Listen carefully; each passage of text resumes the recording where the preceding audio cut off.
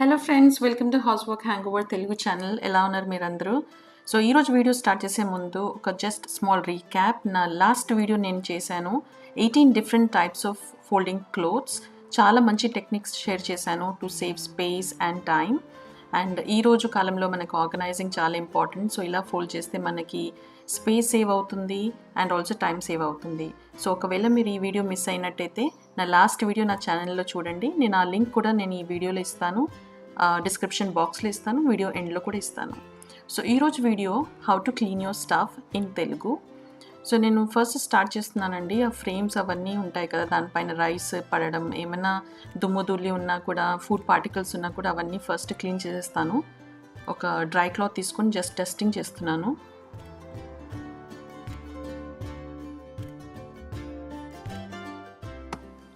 Okay friends, ఒకవేళ మీరు నా ఛానల్లో ఆల్రెడీ వీడియోస్ చూసి ఉంటే kitchen cleaning video, bathroom cleaning వీడియోస్లో కూడా నేను న్యాచురల్ ఇంగ్రీడియంట్స్ యూస్ చేసి క్లీనింగ్ చేశాను. చాలా మటుకు 90% అవే క్లీనర్స్ యూస్ చేస్తాను.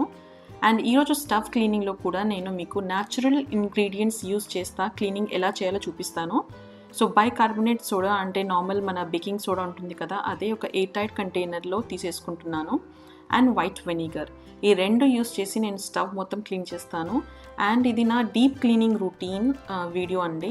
సో నేను నార్మల్లీ డైలీ చేసే క్లీనింగ్ కాదు ఇది. నేను డీప్ క్లీనింగ్ ఎప్పుడైతే చేస్తానో దానికి ఒక రొటీన్ అనేది కూడా నేను చెప్పలేను. ఎందుకంటే ఎప్పుడో ఎక్కువ మనకి మెస్సీ అనిపిస్తుందో, ఎక్కువ డర్టీ అనిపిస్తుందో ఆ రోజు నేను ఈ పని పెట్టుకుంటాను. సో బేకింగ్ సోడా తీసుకొని మొత్తం స్టవ్ అంతా స్ప్రింకిల్ చేస్తాను. ఎక్కువ ఎక్కడ నాకు ఒక లేయర్లా ఫామ్ అయిందో, బ్లాక్ లేయర్లా కనిపిస్తుంది కదా, అక్కడ ఎక్కువ వేస్తున్నాను. అండ్ మిగతా బర్నర్స్ అవన్నీ తీసి కూడా ఇది చల్లేస్తాను. సో ఆల్మోస్ట్ నేను బేకింగ్ సోడా మొత్తం స్టవ్ అంతా కవర్ చేశానండి. ఇక్కడ గ్రీసీ ఉందో, మార్క్స్ ఉన్నాయో, చాలా బాగా బేకింగ్ సోడా పనిచేస్తుంది. దానిపైన వెనిగర్ వేస్తున్నాను. సో వెనిగర్ వేసింగ్ని చూడండి ఎలా బబుల్స్ వస్తుందో. సో ఆ సోడా ఇంకా వెనిగర్, వైట్ వెనిగర్ రియాక్ట్ అవుతే ఇది చాలా మంచి న్యాచురల్ క్లీనర్ అనమాట. సో మనకి ఏం కెమికల్స్, మార్కెట్లో దొరికే కెమికల్ క్లీనర్స్ అవన్నీ యూస్ చేసే అవసరం లేదు. సో ఓకే, మీకు మధ్యలో అప్డేట్ ఇస్తున్నాను. ఇది నార్మల్ ఈ సొల్యూషన్ మనం స్టవ్ పైన 1 అవర్ పెడుతున్నాను నేను, ఎందుకంటే ఇది డీప్ క్లీనింగ్ అనుకోండి. సో 20 మినిట్స్ తర్వాత చూడండి ఎలా అయిందో.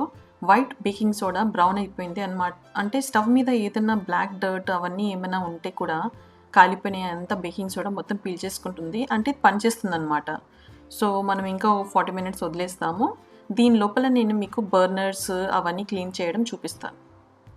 సో దానికోసం నేను బర్నర్స్ క్లీన్ చేయడానికి, ఆ ప్లేట్లు దానిపైన ఉన్నవి క్లీన్ చేయడానికి వామ్ వాటర్ తీసుకున్నాను. అండ్ 2 బిగ్ స్పూన్స్ వెనిగర్ వేయండి, 1 big spoon baking soda. Same ingredients మనం ఏవైతే స్టవ్ క్లీనింగ్కి యూస్ చేసామో అవి ఇది వాటర్లో కలిపేస్తున్నాను. చూడండి ఎలా బబుల్స్ వచ్చాయో.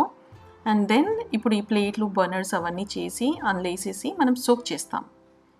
సో ఇవి కనీసం 15-20 మినిట్స్ నానబెడితే దానిపైన ఉన్న ఏమైనా డర్ట్ ఉన్నా, ఏమైనా కాలిపోయిన పదార్థాలు ఉంటాయి కదా, అవన్నీ మంచిగా వచ్చేస్తాయి అన్నమాట. సో ఇది క్లోజప్ అండి. సో ఇలా మనం 15-20 మినిట్స్ దీన్ని వదిలేస్తాం. సో గ్యాస్ స్టవ్ పైన నేను ఫ్రేమ్స్ కూడా చూపించాను కదా స్టార్టింగ్లో, బిగినింగ్లో, అవి తీసేసాం మనం. ఇప్పుడు వాటిని వాష్ చేసుకుందాము. సో దీన్ని వాష్ చేయడానికి మాత్రం నేను బేకింగ్ సోడా యూస్ చేస్తలేను, ఎందుకంటే ఇది పైన మనం చేసేస్తే సరిపోతుంది. దీనిపైన అంత డర్ట్, అంత ఏం గ్రీసీ అవన్నీ ఏమి ఉండవు నా ఫ్రేమ్స్. ఇవి బాగానే ఉంటాయి ఎందుకంటే నేను డైలీ క్లీన్ చేస్తాను వీటిని. సో జస్ట్ కొంచెం నేను డిష్ సోప్ యూస్ చేస్తున్నాను బ్రష్ పైన. దీన్ని స్క్రబ్ చేసి నార్మల్గా నీళ్ళతో కడిగేస్తాను.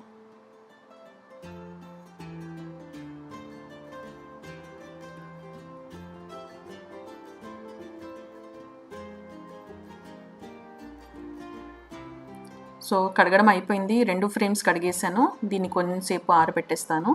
ఆ లోపల నా 15 మినిట్స్ అయిపోయింది కాబట్టి నేను బర్నర్స్ తీసుకొని ఒక టూత్ బ్రష్ తోటి స్క్రబ్ చేస్తున్నాను. సో అవసరం ఉంటే ఇక్కడ మనం కొంచెం డిష్ సోప్ వేసుకున్నాం అనుకోండి, ఆ గ్రీసీ ఉన్న కొంచెం ఈజీగా వచ్చేస్తుంది అనమాట.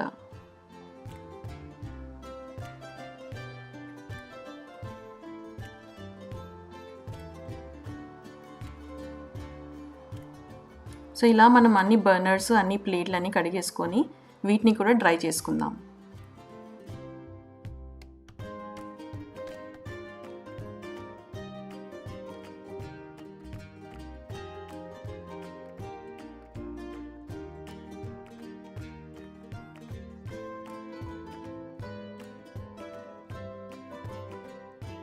ఇప్పుడు 1 అవర్ అయిపోయిందండి. ఇప్పుడు నేను స్టవ్ దగ్గరికి వచ్చేసాను. అండ్ సేమ్ టూత్ బ్రష్ తీసుకున్నాను. ఈ టూత్ బ్రష్ అనేది నేను వాడింది యూజ్ చేయను, కొత్తది యూజ్ చేస్తాను. సో మీరు నార్మల్గా ఏదైనా లోకల్ బ్రాండ్ హార్డ్ బ్రష్ అని అడగండి, షాప్కీపర్ ఇచ్చేస్తారు మీకు. అలాంటి బ్రషెసే మనం క్లీనింగ్కి యూజ్ చేయాలి. ఎందుకంటే వాడిన బ్రషెస్ ఏంటంటే వాడే కొద్దీ అవి సాఫ్ట్ అయిపోతాయి, అవి క్లీనింగ్కి అంత పనికిరావు అనమాట. సో గ్యాస్ స్టవ్ ఇవన్నీ అంటే చాలా స్క్రబ్బింగ్ అవసరము. మనకి ఏమైనా మార్క్స్ ఉండిపోయినాయి, ఏమైనా గ్రీస్ మార్క్స్ ఉండిపోయినాయి అంటే అవి బ్రష్తో ఈజీలీ రావాలంటే మనం కొత్త బ్రష్, అది హార్డ్ బ్రష్ యూస్ చేస్తేనే వస్తుంది. సో ఎక్స్ట్రా వెనిగర్ ఉంది కదా స్టవ్ పైన, అది నేను బట్టతో తీసేస్తున్నాను.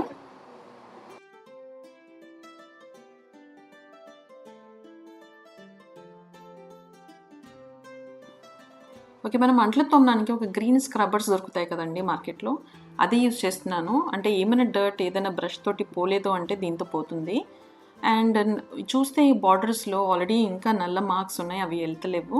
సో దానికి నేను మళ్ళీ ఒక బేకింగ్ సోడా లేయర్ వేస్తున్నాను. అండ్ దీనిపైన మళ్ళీ వెనిగర్ వేసి దీన్ని ఒక 10-15 మినిట్స్ మళ్ళీ నానబెడతాను. సో ఇది సెకండ్ కోటింగ్ అనమాట. ఇది నేను ఓన్లీ ఈ పార్ట్కి చేస్తున్నాను, ఎందుకంటే మిగతా పార్ట్ అంతా క్లీనే ఉంది, నాకు ఏం మార్క్స్ ఏం లేవు. సో ఇది నానే లోపల నేను వేరే మొత్తం స్టవ్ ఉంది కదా దాన్ని క్లీన్ చేసేసుకుంటాను.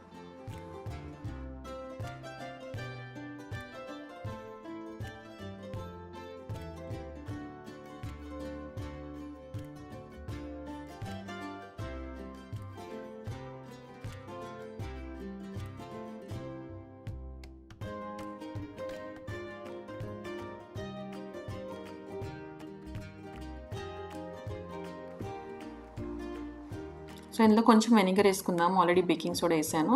వెనిగర్ వేసుకుంటా మళ్ళీ నేను బ్రష్ తోటి దీన్ని స్క్రబ్ చేస్తాను. సో అంటే ఇప్పుడు మనకి స్టవ్ క్లీనింగ్ అనేది ఇప్పుడు డీప్ క్లీనింగ్ చేస్తున్నాను కాబట్టి ఎంత ఎఫర్ట్లెస్ మనం పని చేస్తే అంత మంచిది. ఊరికే మనం రుద్ది దాన్ని స్క్రబ్ చేస్తే ఏమవుతుందంటే ఆ స్టీల్ మార్క్స్ అంతా పడిపోతుంది గ్యాస్ స్టవ్ పైన, చూడడానికి కూడా బాగుండదు. సో ఇలా బ్రష్ యూస్ చేసామంటే దాని బ్రిసిల్స్ కూడా సాఫ్ట్ ఉంటాయి, మార్క్స్ కూడా పడవు. సో ఆల్మోస్ట్ చూడండి అంత నల్లగా కనిపిస్తుంది కదా మీకు, బ్రౌనిష్ అవన్నీ ఎంత ఇంకా వచ్చేస్తుంది అనమాట, ఇంకా డర్ట్ ఉంది.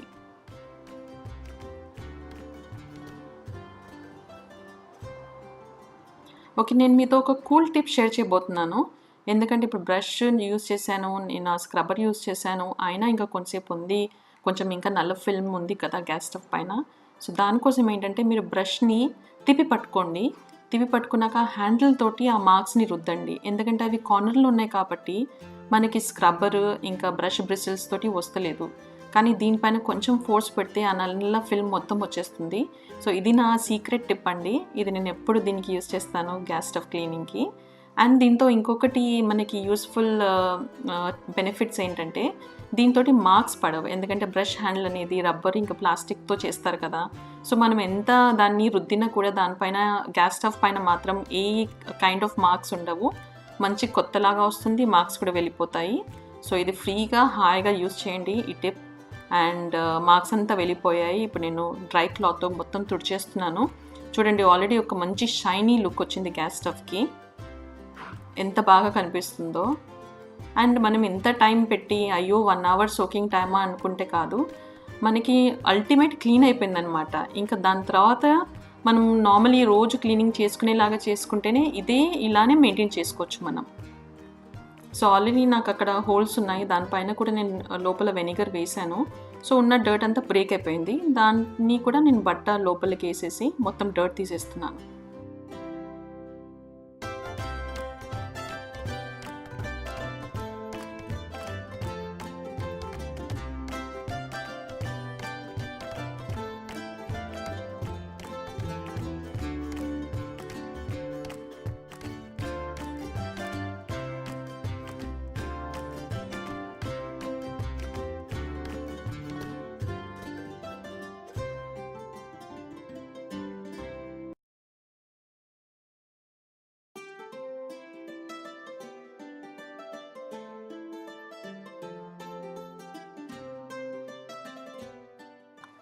ఓకే, ఈ బర్నర్స్ ఇవన్నీ పెట్టే ముందండి కంప్లీట్గా డ్రై కావాలి అవి, లేకపోతే గ్యాస్ సప్లైతో ఇంటర్ఫియర్ కావచ్చు, అది పెద్ద యాక్సిడెంట్స్ కూడా అవుతాయి. సో మంచిగా డ్రై అయ్యాక టైం తీసుకొని చేయాలండి ఈ పని. క్లీనింగ్ అనేది ఒక ఆర్ట్ అనమాట, అది మంచిగా చేస్తే మనకి కూడా చాలా బెనిఫిట్స్ ఉంటాయి. చూడండి చూడడానికి ఎంత సాటిస్ఫైయింగ్ ఉంది.